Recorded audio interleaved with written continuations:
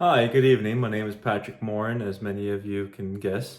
Um, so my topic for my final paper is going to be on the Salem witch trials.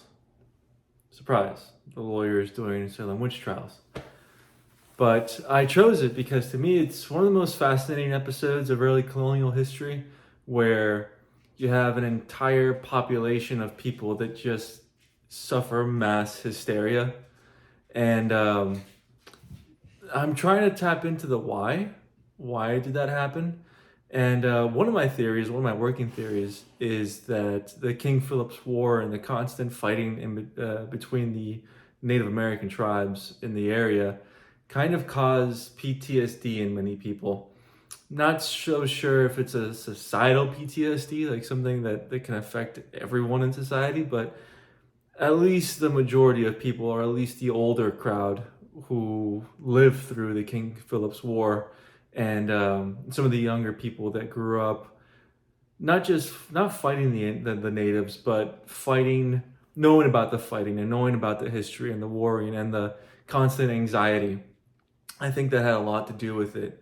And the fascinating part about it from a legal perspective is that the Salem witch trials completely upended British jurisprudence, or at least British common law and British jurisprudence, where at the time, you, in a court of law, you would have a defense team and you would have the prosecution. But in the Salem witch trials, they completely neglected giving the alleged witches any sort of defense team, any sort of defense. And that's fascinating to where they were so distraught and upset and mad about the situation that they just completely upended criminal procedure.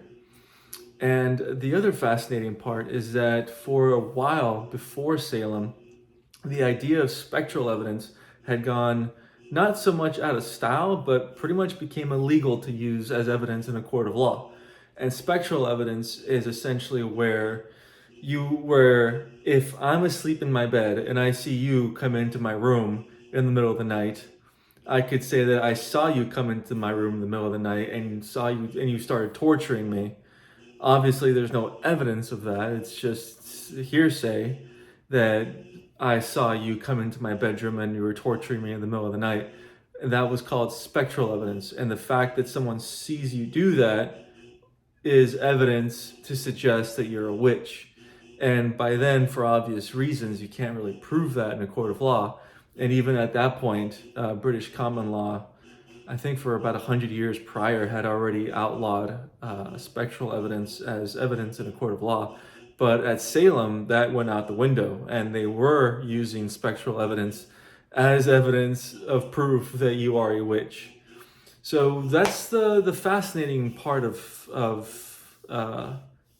British, not British, but early colonial American history that fascinates me, and one of the many reasons why I chose the Salem witch trials, and also to talk about my paper, how the Salem witch trials kind of changed later American jurisprudence and criminal procedures.